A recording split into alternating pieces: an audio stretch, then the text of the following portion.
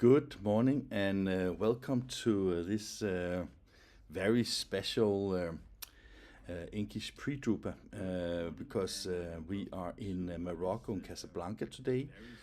So therefore everything is a little bit different than anticipated.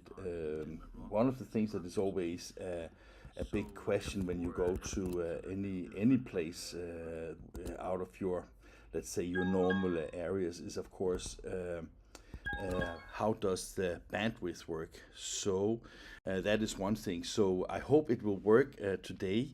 And of course, we will do our very best to have a wonderful pre-Drupa here. This is our third.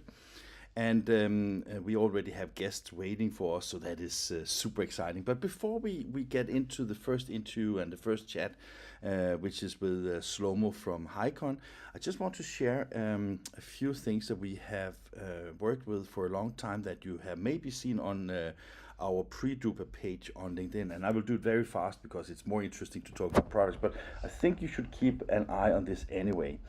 Every Monday we update this sheet, which is our hotel index for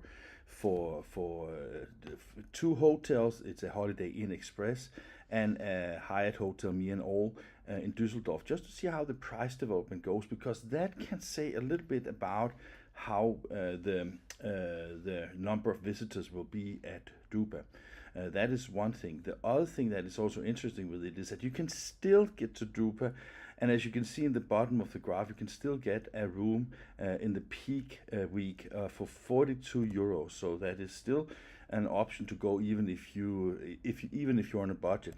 And to show you a little bit about the development, I just this is for the last week. This is from Sunday and this week forward. And then 2 weeks ago, you can see that the graph looked like this. And if you look at the green line, the top point here is second week of Drupa, where Me and All, the Hyatt Hotel, charges 467 euros for a night, and in week 4 they charge 316. In our view of this is basically let's say an idea that basically gives you an impression that the demand is maybe not as high, because when prices are lower, then of course there is a lower demand than anticipated. So it is interesting to follow. There's 5 weeks for Drupa now, so if you haven't booked and you have let's say ice in your veins, maybe you should just wait another week and to see how the development, if it continues, because it is exciting to see. But with that said, we're a little bit ahead of time, but I mean, for once that is super nice. So I will go straight to Shlomo. So hang on a second here. Good morning, Shlomo. Can you hear me? Good morning, long time. It doesn't feel that long time since I was in Israel, but I mean, I've been on the road since, so You are certainly warrior. Shlomo, you decided to join us for the PreDrupa, even though it's a national holiday in Israel today. So thank you very much for that. My pleasure, honor. And as you can see, I placed Beam 3 as part of your photo. I will remove it in a second, because then people have seen your beautiful new machine here. So is that one of the things that we can expect to see from Hicon at Drupa? Yeah, absolutely. I mean, for us, Drupa 2024 is about mainstreaming digital die cutting. And we are actually demonstrating that by both technological advancements. We are announcing some, I would say, major strides, improvement in terms of productivity. I mean, essentially 50% in combination with an offline beam writer, which allow you now to produce your next job while you're producing your current job. So it's going to be the Beam 3, it's going to be the Beam Writer, it's going to be the Beam 2C upgraded version with, again, a 50% improvement. And we're also giving a peek into the future with our large format, the Vulcan, for the corrugated industry. So yeah, it's a very exciting time for us.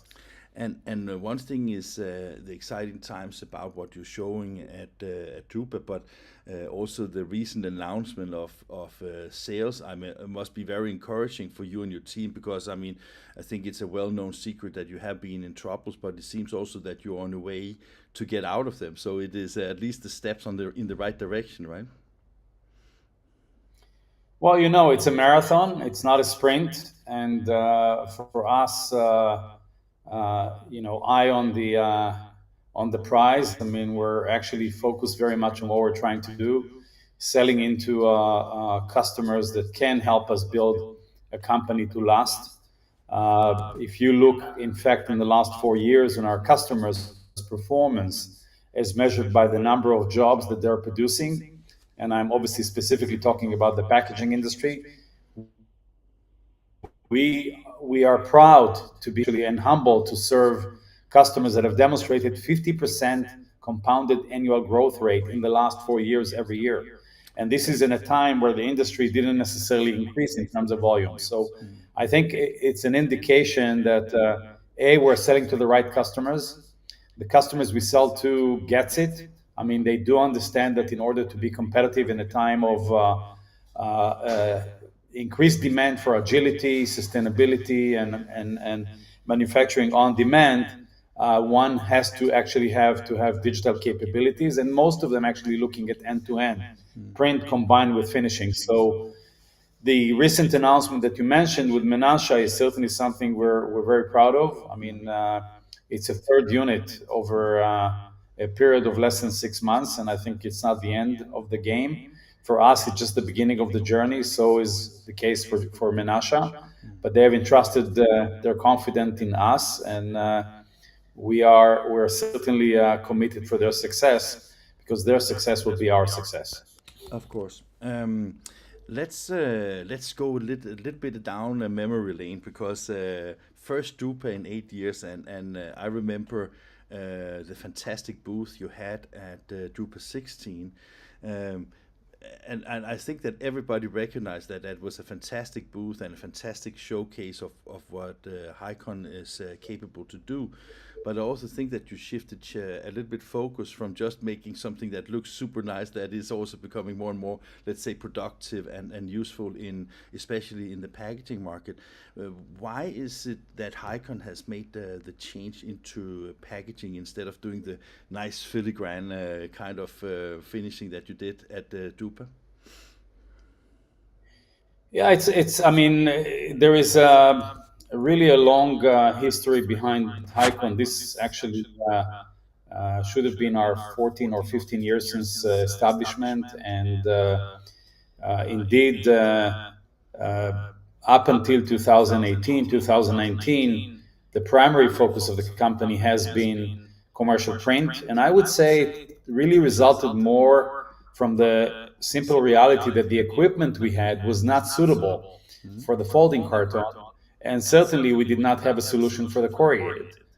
Now, when you think about it, digital die cutting replaces analog die cutting, with, of course, the benefit of digital.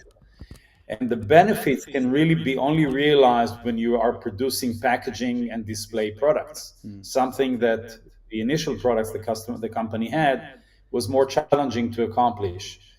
So when I joined the company, actually in late 2019, one of the first decisions we made was to pivot the company toward packaging. And we're certainly seeing that strategy is paying off. I mean, with more than 80 installations around the world, two-thirds of them are actually in the packaging and display, 50% year-over-year growth in the last 4 years. I mean, I think it would be fair to say that our technology is well accepted and widely spread. Obviously, it's never enough. You know how it goes, and we always have to continue to innovate. And this is why we provided some insight on our 2028 product range, which would also include the Vulcan.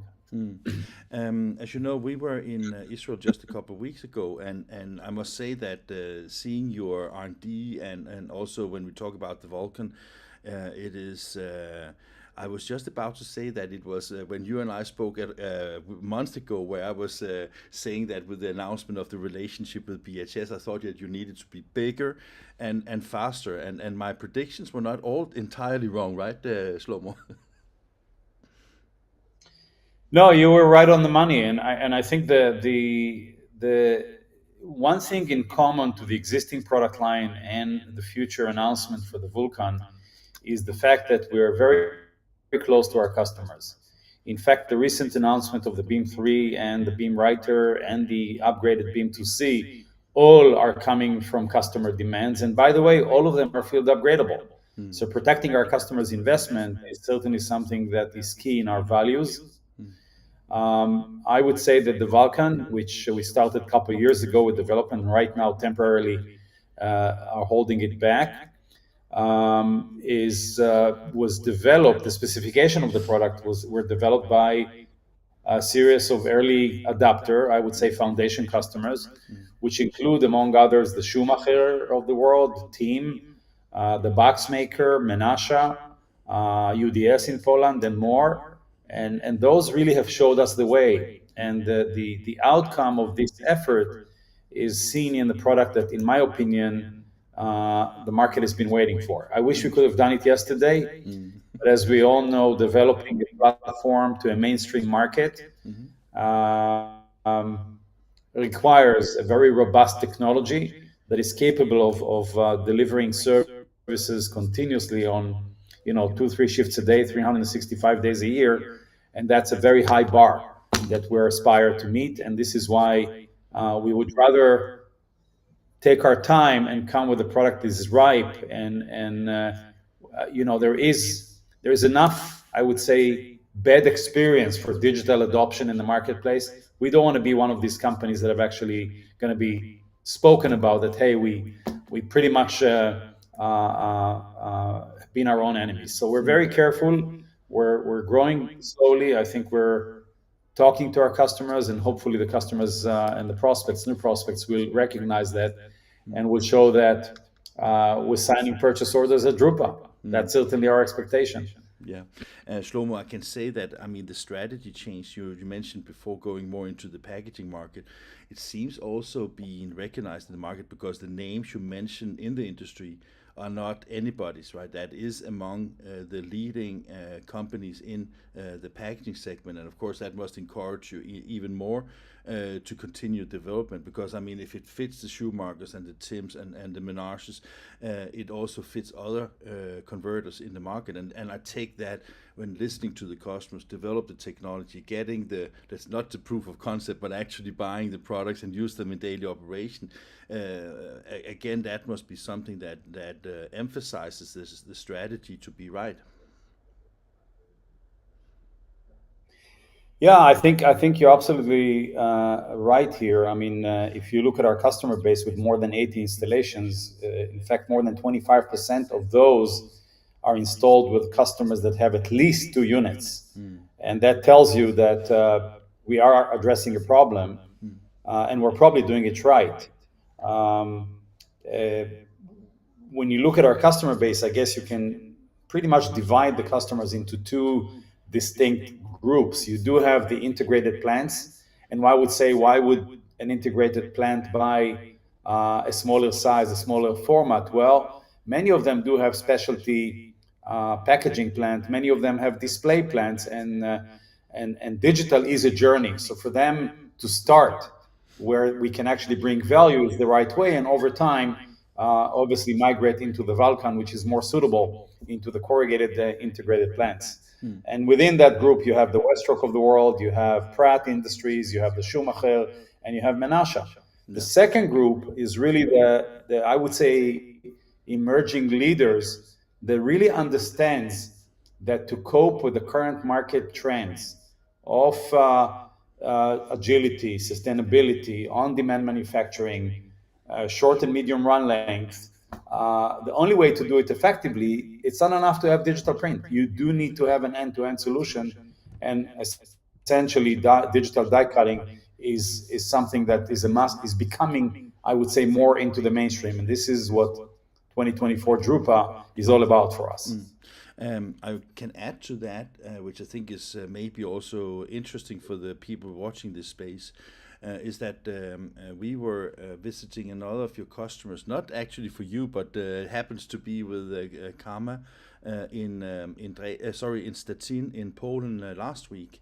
And that is like an all digital printing company that is also working with both pharmaceutical and rigid boxes and all these kind of things. And basically, I can tell you that maybe you already know that they are like one of the first customers for the Beam 3.